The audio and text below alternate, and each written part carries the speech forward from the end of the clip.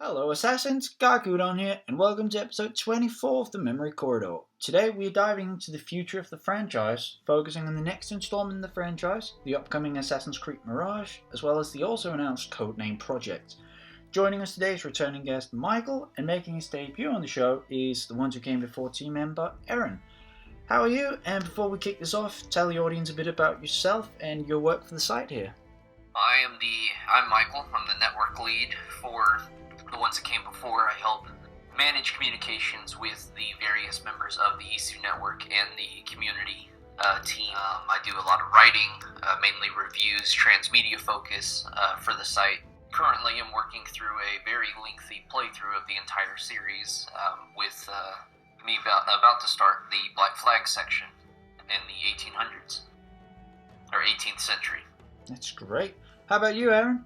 Hi, well, I run the virtual photography community for the Ones That Came Before, and I do the weekly articles promoting everyone's virtual photography. That's great. It's definitely great to have a fellow in-game photographer on the team. It's, at the end of the day, that is something I spent way too much time with in just about any game, whether it's AC or GTA or Far Cry or whatever. So yeah, it's great to have a fellow photographer on the team.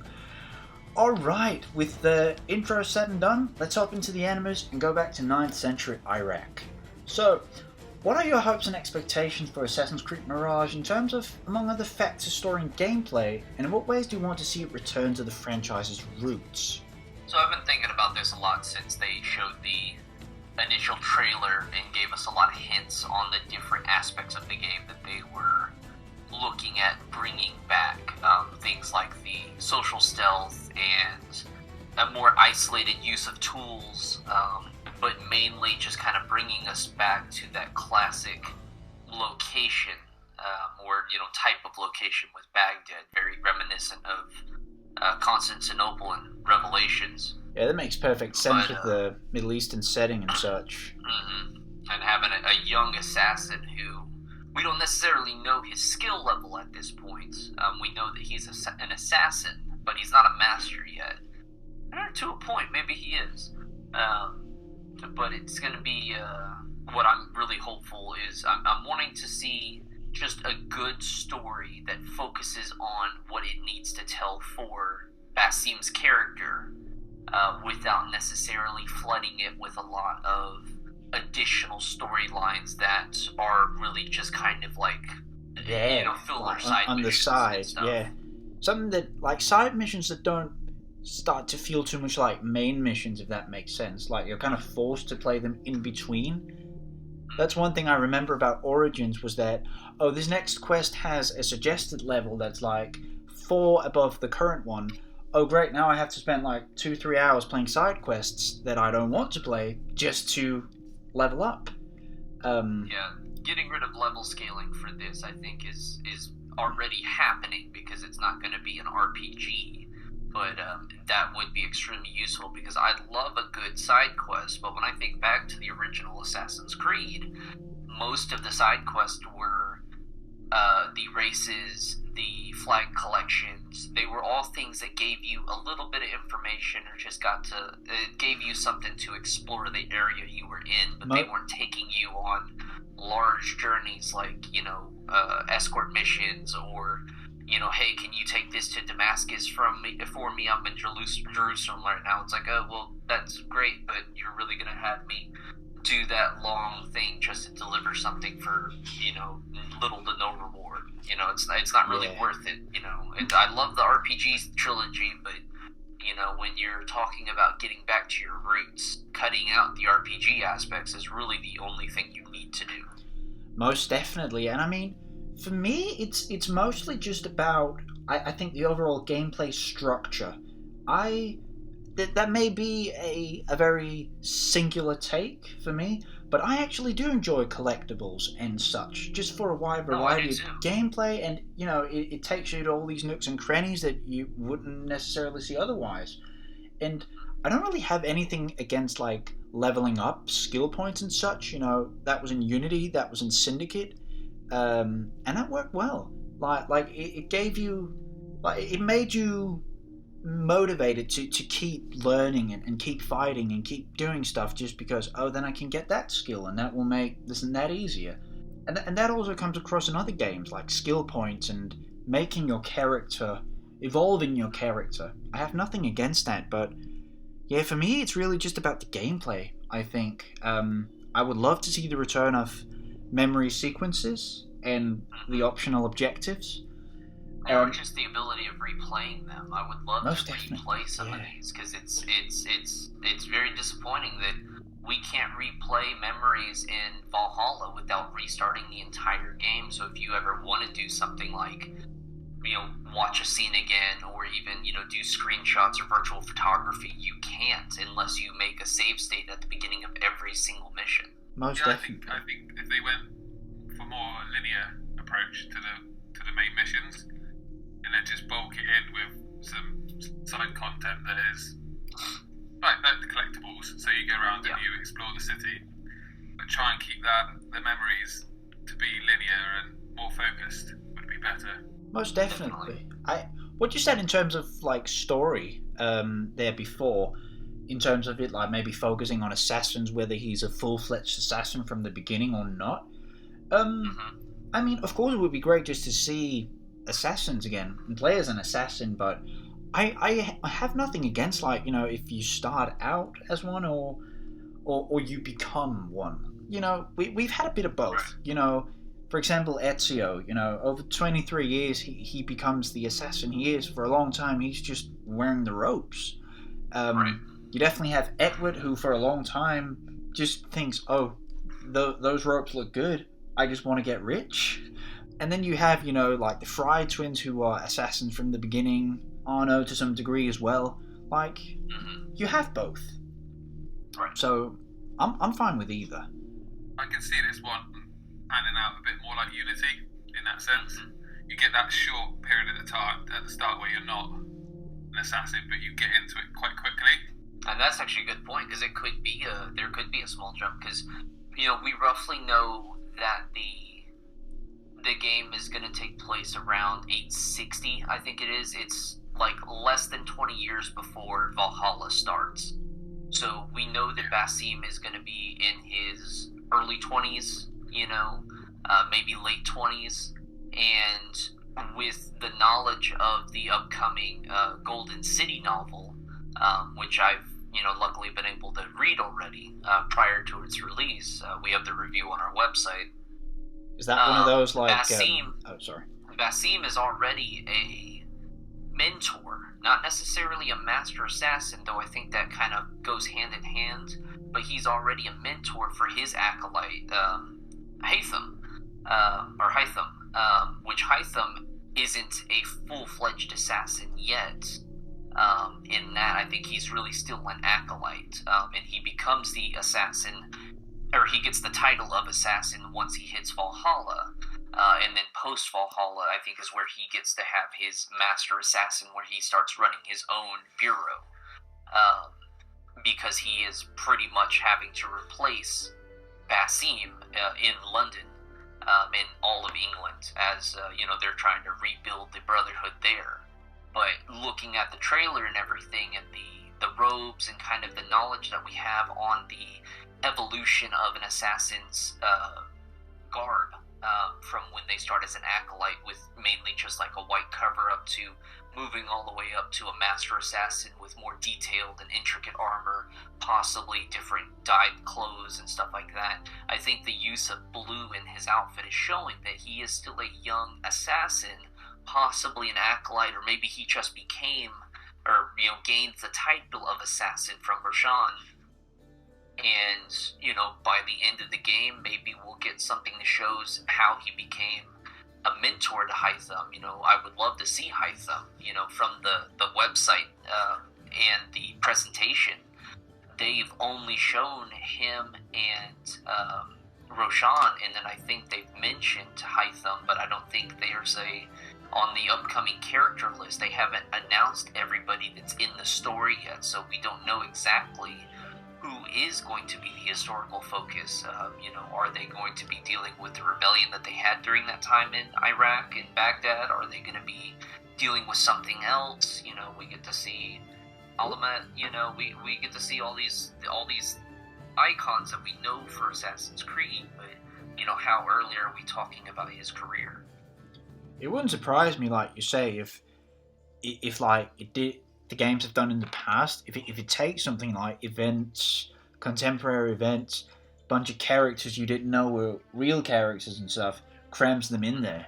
Yeah, because that's. I really think with the story that we're gonna get something similar to Revelations, where it's possibly going to be an isolated time period where it's like, you know, this is the main scene. We're not talking about a huge conspiracy like we had in AC2. We're not talking about somebody who's taking over the entire, you know, it's not like a story of conquest. I think it's really going to be a simpler story. A focus where, you know, he's in Baghdad, he's got a goal, possibly has ties with what happens with him in Valhalla. I honestly think that the main focus for him as a character is it's going to start his time as a sage and learning about Loki, and then starting to try to figure out where are the other sages, and that's why he started looking for the Vikings. Somebody has to tell him initially, though, that, you know, the Vikings are the people that you want to be looking for. And maybe it's that Basim doesn't know anything about Norse mythology, and he learns about it through Loki's memories, and he's like, okay, where are they now? And that's what he's trying to figure out. Maybe that's what they go with. Maybe they focus specifically on the building of the Assassin's Brotherhood. Maybe this is the first time that we actually get to move from the Hidden Ones to the Assassins, you know, even though they are still called the Hidden Ones in Valhalla. You're onto something that, like, it could be a good opportunity to, like, further establish the origins of the Brotherhood as we know it. Yeah, I think the whole Loki thing is going to be quite interesting and quite key, and how they can bridge it into Valhalla. Definitely, and we don't really want that lost space, do we? Right, and I think that the idea of the Jinn that we saw in the trailer, and there's mention to it in the Golden City, I think that that's going to be the first time that we really, because we kind of had it with Eivor, where Eivor was seeing visions of Odin and then realizing that Odin and them are the same person.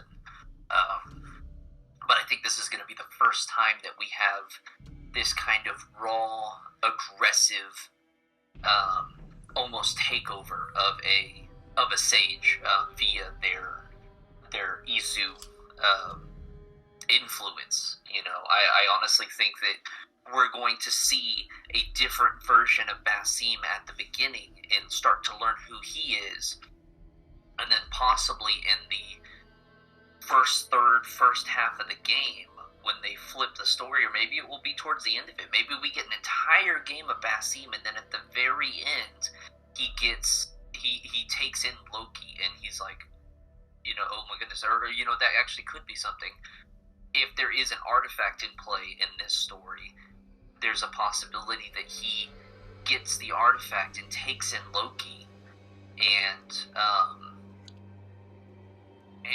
you know, leaves us on that cliffhanger. You've got a man who's now being, you know, quote unquote, haunted or possessed by this Isu, and we know the story, which would be a good reason, or which would be an understandable reason for them to leave it off as a cliffhanger, where, you know, maybe Loki says something, or maybe Basim speaks in Loki's dialect or something like that, and then they just leave it like that, and those who haven't played any of the previous game will be like, well, what happens next? Oh, I should go play Valhalla, and, you know, they'll get to see more of Basim.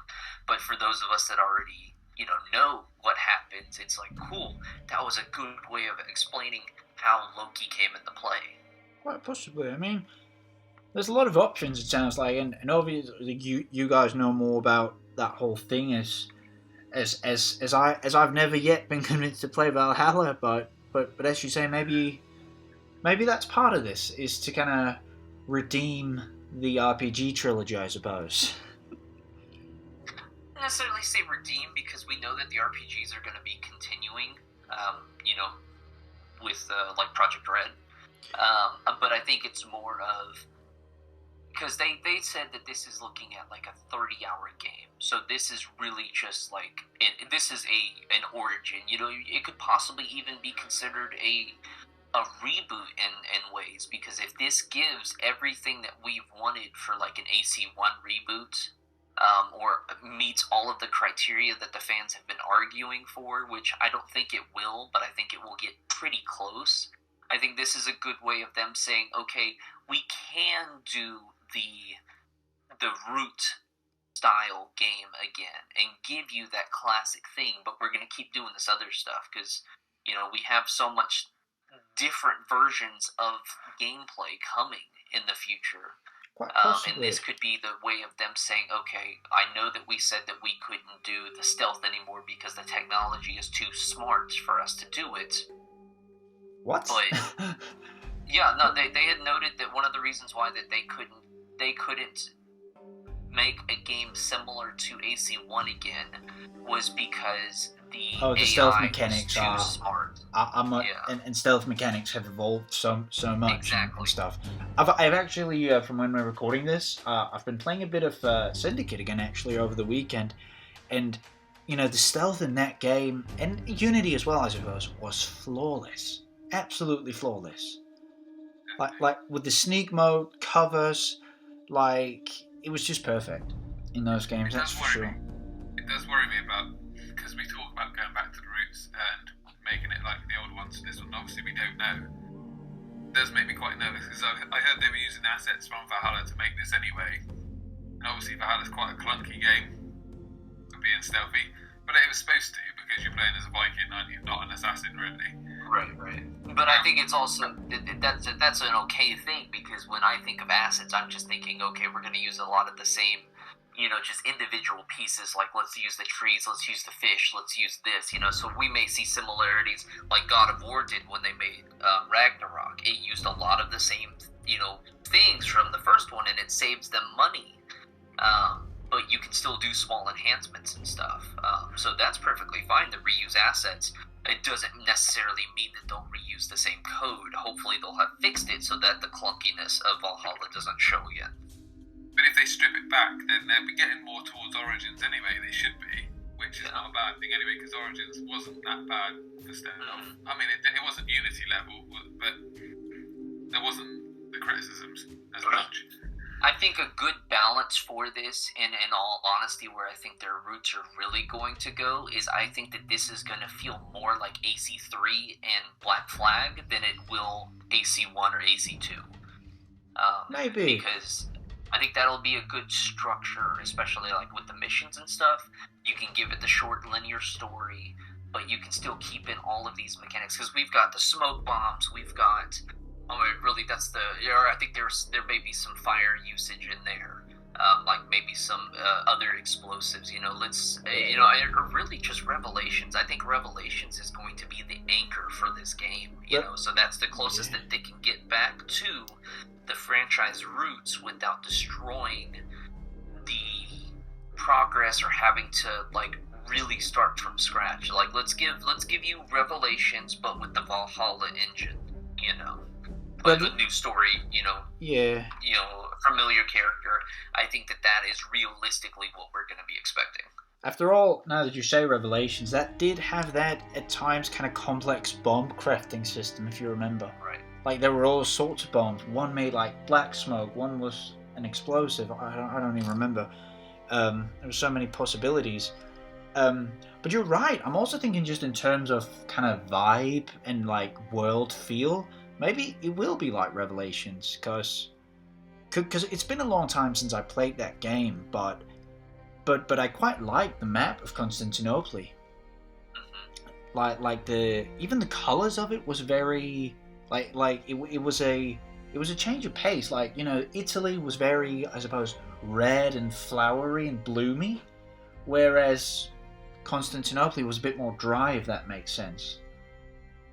Yeah, I would say more kind of like more sand colors, you know? and just like dry colors, blue, green, whatever. But it was interesting, and And you're right, Revelations itself's story only took place over like the course of a few months, compared to AC2, which is like 23 years, and Brotherhood, which is like another decade. Yeah. It might be that we're going into with this game. I was also just curious, you mentioned that Golden City book. Is that like one of those Oliver Bowden books? No. This is from... I've forgotten her name. Bear with me 1 second. Sure. But it's supposed to be like one of those... it's Jaylee Johnson, I believe, was her name. Doesn't ring a bell, but it is supposed to... She's new for our series. Oh, okay, right. But it is supposed to be like one of those anthology prequel books? Yeah, so it is written by... Jaylee Johnson, if that's how her name is pronounced. Apologies if it's not. But it takes place between Mirage and Valhalla. It follows Hexe in one of his earlier missions where he is tasked by the Brotherhood in Basim to go to Constantinople and protect Leo the Sixth, I believe, which is Leo the Wise in history. So a real person. I think I know that character. As his father, Emperor Basil I, I believe, is become paranoid that Leo is not his son, and he is going to kill him with the help of the Order of the Ancients. Right. Because Leo keeps getting in accidents that are always caused by something. He had almost been ran over by a horse. Man. It all comes down to, it feels like his father has set him up to be assassinated, and the Order of the Ancients are the ones that are trying to do it for him, but they haven't been successful yet. So Hexe and Basim are asked by the Empress to protect her son, and this is where it follows Hexe specifically. It's his story. He's tasked with also watching Basim and trying to figure out what are Basim's motivations, because the Brotherhood thinks that he is not necessarily a double agent, but he's working his own agenda. And Basim has already started looking for the Vikings to, what we know, not explained in the book, but he's trying to find the other Isu. They come across a different clan, the Eagle clan of Vikings, who work for the Empress and protect young Leo. So the story takes place over the course of a short period of time in Constantinople, and it's a very isolated story. It's a good story, and I noted in my review, it's worth a read. But in all honesty, if you didn't read it, you're not necessarily missing anything outside of learning a deep understanding of what does an assassin actually give up to become an assassin. Because my takeaway from it was the idea of fatherhood. Hexe never had a chance to become a father himself because he chose to become an assassin, but he has a very fatherly bond with this young ward in Leo the Sixth. It's the same with those, as I mentioned, Oliver Bowden books back in the day, that it's a bonus, but it's nothing essential, I suppose. Well, the Oliver Bowden books, which I've read a couple of them so far, his books are novelizations of the games, and yes, they do give you some extra insights, and they're considered canon, which is great, because it's like, okay, cool, here's a better understanding of what were they thinking, which is normally what you get in a novel, or a novelization of a game or movie, but these are standalone stories. They add to it, very much like Gearman's Saga, or the Mage's Conspiracy, or the other titles from Aconite. These are expanding on the universe and kind of really filling in the gaps. So I don't think we're ever going to necessarily get a novelization of one of the games in the future, but we'll have these stories, because the last novelization we had was for AC Origins. Of course. Odyssey. AC Odyssey was the last one that we had. And it was a great novelization, but the way that Aconite has moved away from the style that Ubisoft did with Penguin, these books are, in their own, just great standalone titles. We've got like 5 or 6 books so far from them, covering almost the entire franchise. And outside of the Assassin's Creed China books, which follow Xiaoshan through a different version of the story of AC China and then continues into a non-canon continuation of her story in a trilogy, which only 2 of the 3 books have been released so far. Outside of her novels, all of the other ones take place during the canonical storyline of Assassin's Creed, and this one is the second book where we get to see Hytham as a key character. Previously, Sword of the White Horse, which takes place before Wrath of the Druids, but after the main story for Valhalla. We're learning more and more about Hytham, and then it will continue to give us more information about him once we get the journals of, I can't remember the exact name, but Hytham's journals are being released as an art book here in a couple of months. And it's going to be art of, it's going to be very, very similar to Blackbeard's journal from Assassin's Creed 4 that we got in a physical form from Christy Golden. So there's a lot of great world building and storylines where we are kind of going back to focusing on the assassins and less on the Isu, which is what we really had in the RPG trilogy. The last 3 games, exactly, in the RPG trilogy.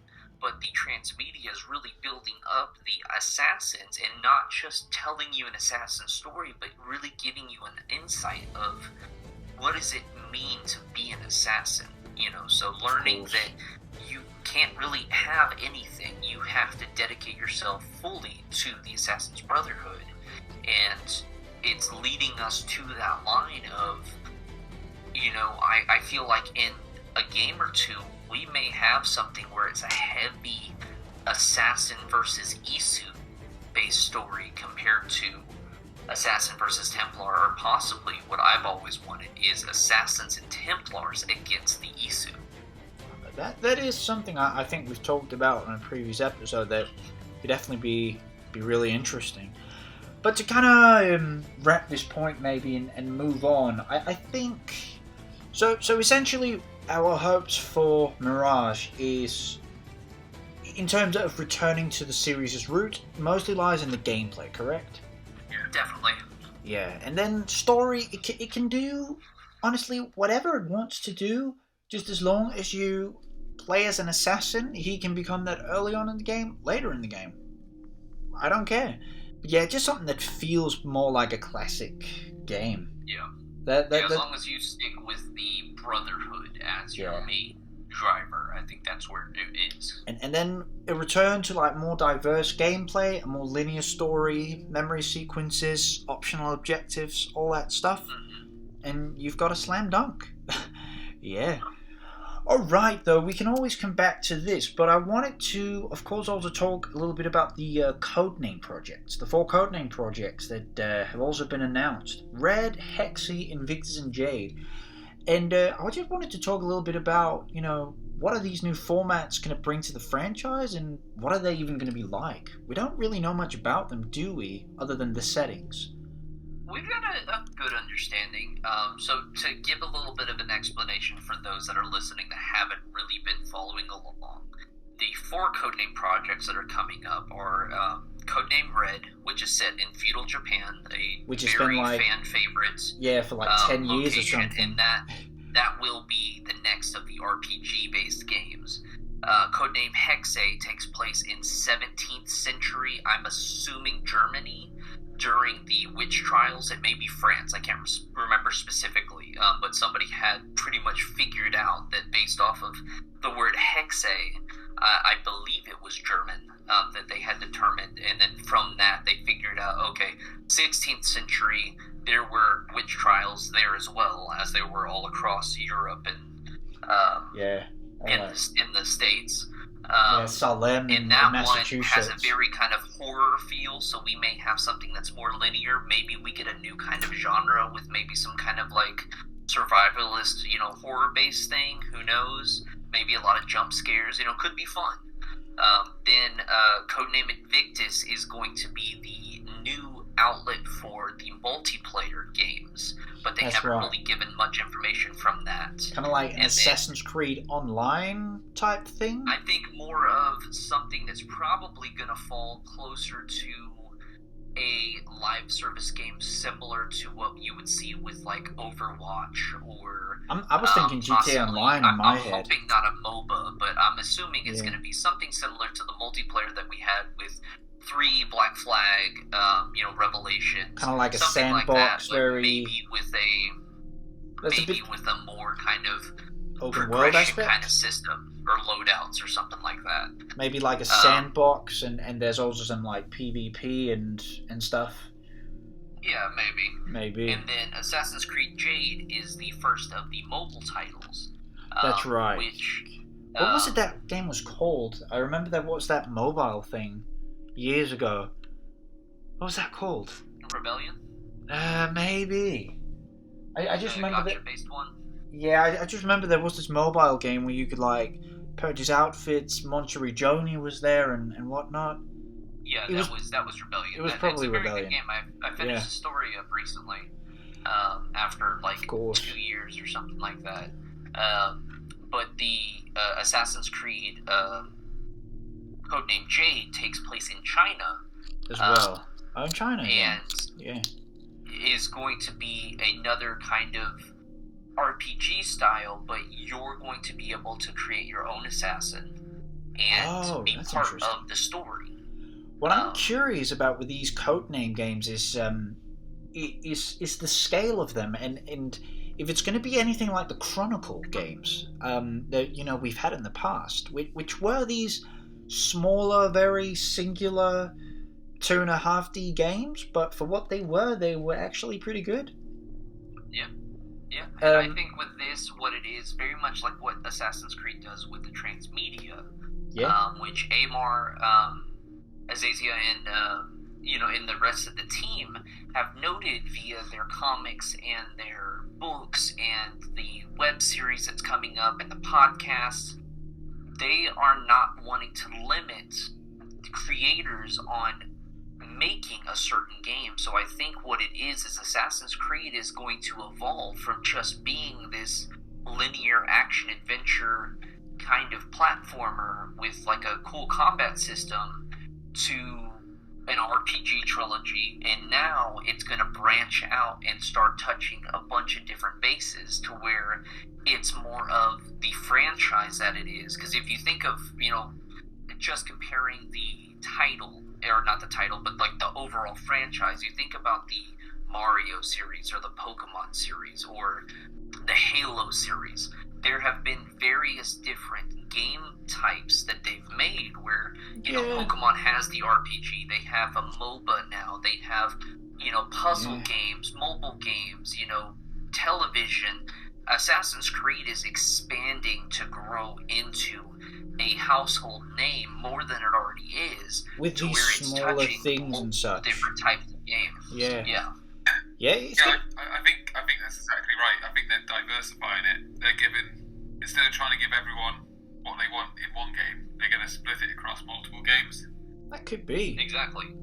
Which will result in us having more of a, not necessarily a yearly release structure, but we're getting something in a scheduled system to where as soon as you're done with one of the games, here's the next one to play, but it's going to be different, so you're not getting burned out on a third RPG game where it's like I'm not even playing it as assassin, but regardless of the story, because I love the RPG trilogy. I haven't found a single game yet in the Assassin's Creed story that I have not liked. My only things that I've come across so far that I haven't really cared about is most of the comics, because they don't do pacing well.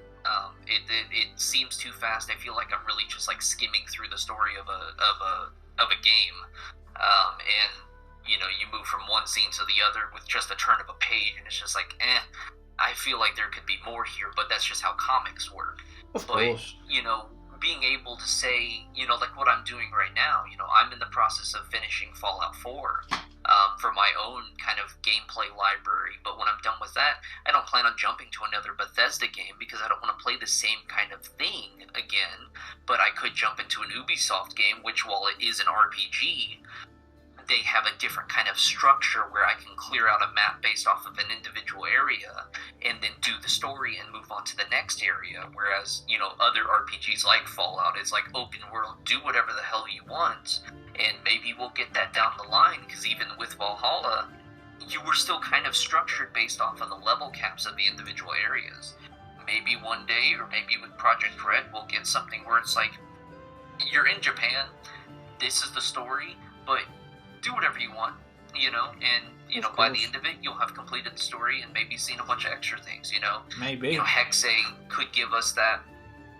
Maybe we'll get something similar to the video game Outlast, or, maybe it will be something that's really just story-based and it's more of a kind of choose-your-own-adventure thing, or it could have multiple endings, similar to games like Until Dawn, where it's like we get a really cool story, we get some horror, there's a definite kind of ending, but you could see like 3 or 4 different endings where, maybe this, that, and the other character survive, but, it always ends, saying that, while these characters died, this continued, or it's just an isolated story where it's like, maybe they're telling us the history of a specific artifact, or they're of a specific assassin's bureau that isn't around anymore, They can really build out the world and tell these stories without having to necessarily worry about messing with the canon universe, which is really what they do in the transmedia. Create what you want to create in the universe, and we'll give you some guidelines on, like, you can't talk about this because we're going to do something with it later, or you can't do this because we've already done it. But, giving these unique locations and these unique stories and gameplay modes, it could really make the franchise a bigger name, because you're getting to see more from it. It's more creative and not just the same old cookie-cutter game that we had year after year after year, which is why after Syndicate, they stopped producing for a bit and really kind of started over and made the RPG trilogy. After Syndicate, that was also when like the Chronicles games there kind of came to flourish from what I remember. And it's interesting what you say with like the purpose of these Codename games. It's kind of these smaller games that's kind of something else, but that still adds to the overall lore and story. Yeah. And that was what I quite enjoyed about the Chronicles games. I don't know how well you guys remember them, but they were a nice I've only played China so far. Oh, okay. I would say my favorite is probably Russia. I've heard that. Did you play? I look forward to Russia. Did you play all of them, Aaron? I've only played China as well. Only China as well. Yeah, I think China's the most popular one as well. Like Xiao Yunis, one of the more popular assassins as well. But they were good for like diving more into the pieces of Eden and such. And if anything, it was a change of pace, kind of not having an open world and just like a campaign only, but have fun with that and really focus on strategy. And in Chronicles India, you played as what is his name? Something Mir. That is Henry Green's father. And even that's a great way of doing it, because, they're introducing these characters and they have ties to the story. You know, in the Mages Conspiracy, a little bit of a spoiler, there are ties to characters from Syndicate because it takes place during the same time. So there are cameos from Syndicate that show up in the later half of the book, and that's what's really unique about all of these new stories. And what I would love to see from the games is you've got these, these new entries that are giving you something fresh, but they're still tied in through, whether it be cameos or references or, this, that, or the other, like learning about Aminette in AC Valhalla was really cool, because we got to read, about her and Bayek through the letters that Reda had in his shop. that was super interesting to get to go through, and seeing nice stuff touch. like that come through again. AC Red, which is going to be in Japan, could kind of give us a history. And I don't think they've announced, like, well, I mean, they said feudal Japan, but, there could be ties to things that are happening around the globe because, Japan was a very knowledgeable country. They had a lot of history. Maybe we get some references to AC China or other parts of the Asian continent. It could be just Hexe could possibly have some influences that if you were to go back and play like AC Unity, maybe you see something there like, oh yeah, they said that in Hexe, and I just now realized what this means. They could even give callbacks that make you want to replay some of the older games and say, oh, I understand this now because they've expanded on it just in another title. It could indeed be interesting to, as you say, focus more on the Asian continent, especially. Do we know when Red will take place? I take it like the 1500s or something? They note feudal Japan. Let me pull up my spreadsheet. So yeah, that is probably there. I don't remember if I have a date. 15th, I have an 16th estimation. century. But it could just be fun to focus more on that indeed, as during the time, and pretty much always, big parts of Asia have been very advanced, but we never really talk about it, given that a lot of history is very Eurocentric, perhaps. Yeah, definitely. So that it just notes feudal Japan, which was between 1185 and 1603 AD. Oh, okay. So that's a big like window. 5 centuries there. So there's a lot of time. So we don't exactly have a specific idea yet. But, it could cover, maybe it takes place in the 1500s and we can get, references to what's going on in Italy, Maybe. Maybe we'll play as a samurai assassin and that'll take, like, the free running to a whole new level. Have any of you played Ghost of Tsushima before? Yeah, but I was just about to mention that as well, because a lot of people are feeling like this is going to be Ubisoft's answer to Ghost of Tsushima. I played that game and it was one of the best experiences I've had with a game, and it just made me want Ubisoft to do something. What is the time period for Ghost of Tsushima? Do you remember? I can't remember. It's been a while. Because I bet that's probably what we're going to be aiming for. Give or take maybe 100 years. Now I'm just like thinking. You are a samurai in that, aren't you? So that one notes the Kamakura period between 1185 and 1333. I'm just getting excited which is based off of that's based off of the actual Ghost of Tsushima lore from Nagasaki. But the game takes place in 1274. Maybe we'll get something like that. They mention, I'm looking here at the Ghost of Tsushima from one of Nagasaki's actual websites, so we're talking actual history here. And they note the Mongol Empire invading Tsushima. We have seen the Mongols come into play in AC China and the Xiaozhen trilogy with the latest version, or the latest entry into that trilogy, the second book, The Desert Threat. Xiaozhen goes to Mongolia and meets with one of the Khans, the princes at the moment. He is a Khan, but he isn't the great Khan at the moment. So maybe we get to play around with some of that. That would be in that rough time period. So maybe we get to see something where there's a Mongol thing with Japan, or I don't know the exact history of that area, but there's so many options.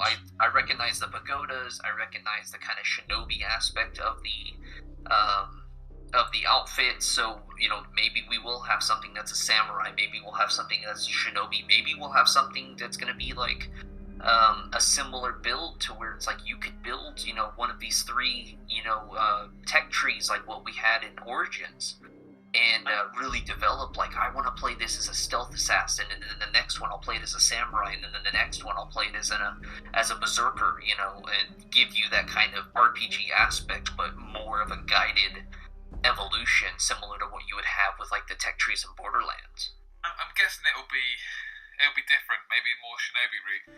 I say that because at the moment, speculation is it'll be 2024. I think that sounds about right, yeah. But Ghost of Tsushima 2 would be 2024 as well, on current trend. Which means they'll go head to head, so there must be some differences. Yeah. So I'm trying to remember from the broadcast, and I think it was a lot of it is speculation, but from the AC-15 broadcast, we have Mirage coming out this year. I don't actually think that we will see Red until 2025. And until then, we have Mirage, which isn't going to take people long. By the end of the year, I think the majority of the community will have already played Mirage, even if they wait till like holiday sales, because Ubisoft is very known for having like good sales during the holidays, especially in the States. I would say by the end of the year that probably about 70% of the Assassin's Creed community will have already finished and be just openly talking about Mirage. Probably. And in the following years, they will continue with the transmedia and releasing, almost on a monthly basis. I was just looking at pre-orders for what's coming up, and we have the final chapter, or the final volume of AC Dynasty is releasing in English. It just came out in France recently, but it will be coming out in the UK and the US here in the next couple of weeks. We have the journals for Hytham that I had noted earlier about coming in June. We have the AC-15 art book is coming out later this year. There's another, the AC Fragments Young Adult trilogy is starting to release in the summer as well for English. Coming out, it came out in France last year, if not the year before, I can't remember exactly. So there's lots of stories that can keep us busy, and through that time, they could end up dropping the mobile game that they're doing with Netflix. They could end up dropping the Netflix show. There's plenty of content that they can do to keep us entertained while they work on getting Red released. Maybe we'll see Jade beforehand. We don't normally talk about spoilers or rumors with the ones that came before, but just for the sake of this episode, I have seen gameplay for Jade, or at least what I was told was gameplay for Jade, and I don't know where it is in its actual process, but we could see Jade drop in the next year or two.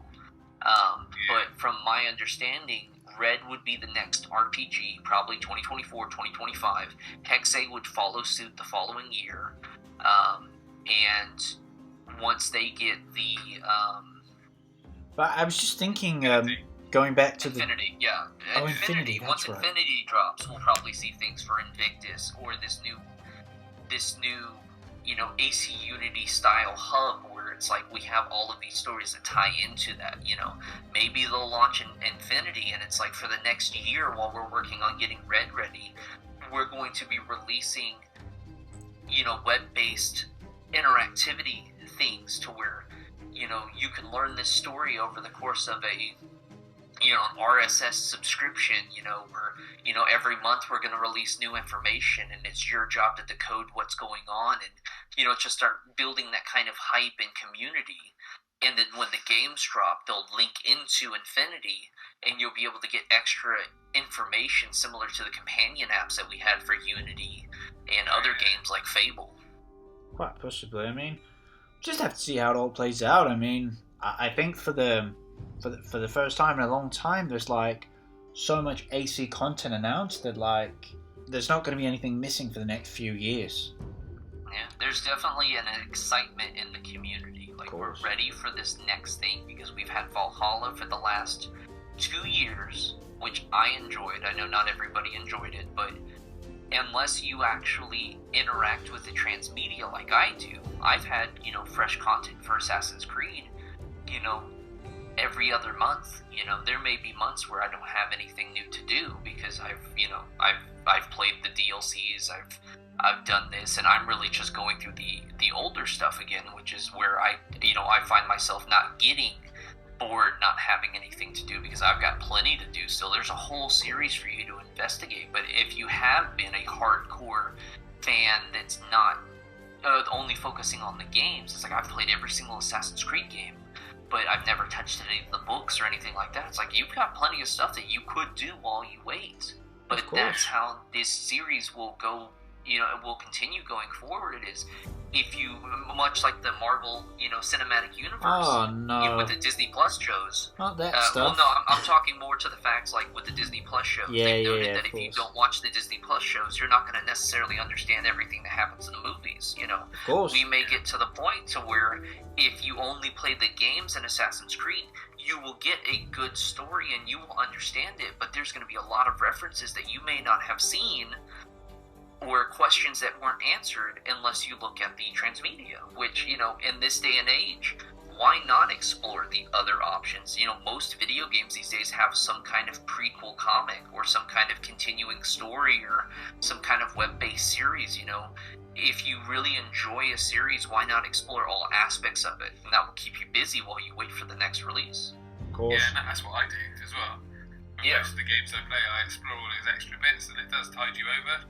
We'll just have to see what happens, and it's funny you mentioned the MCU there, because that's something I used to be a big fan of. Infinity War was like a religious experience, but nowadays I've just completely fallen off. Like I don't really care any longer. And it's not the quantity; it's just the overall quality and post Endgame narrative as well. As controversial as that may be. Yeah, that's something that people have noted all the time, is that, they've released so much and the quality has kind of gone down, but it hasn't necessarily. It's just that the versions that you're getting are different. And so, very much like Assassin's Creed, where they were putting out a game every single year, you're seeing that it's starting to deviate away from what you were used to 15 years ago. It's like, I love Assassin's Creed 1. Assassin's Creed 2 was an improvement for it. Assassin's Creed Brotherhood added on the 2, and Assassin's Creed Revelations was like a good closure for this character. And then you get to, 3 and 4, it's like, oh, cool. It's changed a little bit. There's a little bit more to it. There's more depth and stuff, and it's evolved over time, but the fan base hasn't evolved with it, Yeah, there's always been bumps. It would be great to see it go to franchise roots, just to say, oh, this is very nostalgic because this reminds me of the first couple of games, but the series as a whole has to evolve and expand into other outlets or it will die. Of course. I think that's the key with this. It's almost like route map, isn't it? Like Red will be an RPG, but then we're thinking that Hexe won't be. Personally, I definitely don't think Hexe will be. Personally, I'd love Hexe to play out like The Last of Us. Something like that. Yeah, that would be awesome too. Just having some kind of adventure title that maybe has some. I mean, it's got to do something with witches. You could tap into that the Blair Witch style, little stick, charm or whatever it's called. It could tap into that alternate reality aspect of the tyranny of King Washington, if that makes sense. It could be a what if kind of scenario, but I think that would be kind of out of what they would what people would really want. Like, if they started releasing non-canonical games, I think that would give a bit of an issue. Because, I mean, we have some with, the Rebellion mobile game, but it's a gacha-based game. People understand that this is just a way to play with your favorite characters together, which you would never be able to do in a mainline story. It's also fun, it was fun in King Washington to tap into the whole, Native American mythology and Connor, becoming one with the beasts. And there was rumors of that cancelled Black Flag expansion that was with Davy Jones and the Kraken and whatnot. That would be fun. I think that's where it would stay, though. If you want to do things that are kind of more of mystical or kind of what if scenarios, that's where you do DLC. So if Hexe wants to do something where it's we're gonna make it kind of magic, but it's because you're dealing with witches and witchcraft. You may have some missions and stuff that can be very fantastical, but it's still anchored by the fact that you're dealing with 17th century witchcraft. Most definitely. All right. I think we've covered just about everything there is with the future of the franchise and these upcoming titles and whatnot. Do any of you have anything to add here in the end? Not really. I'm just ready for it to. I'm really hoping we get some gameplay and a release date soon. I know I've got to update my or figure out how to update my shipping, because with me moving here in a month, my collector's cash or whatever it is for AC Mirage is going to be kind of floating. Oh yeah, so that I need makes to sense. make sure I get it to me and not somewhere else. Nah, yeah, we'll probably get an official announcement, release date and such before too long. So Yeah, I don't expect that we're going to see it until.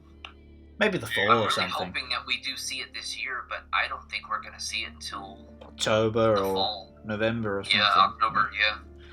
We'll just see what happens and everything. All right, but if that was everything, then just thanks for watching and listening, everybody, to this episode. I hope you enjoyed it. To stay up to date on everything happening here on The Ones Who Came Before and more things AC, links to all our social media pages are down below. And as always, feedback and topic ideas are welcome in the comments. Once again, thanks for listening, everyone, and we hope to see all of you for the next episodes. And keep the community what it is until then. And of course, thanks to my guests for joining me. I hope you both had a good time. Yeah, that was great. Perfect. And then some. It was great, thanks. Well, you're always welcome back, of course. And with that sums up this episode. Stay safe and active, everyone. See you later, Assassins. Peace.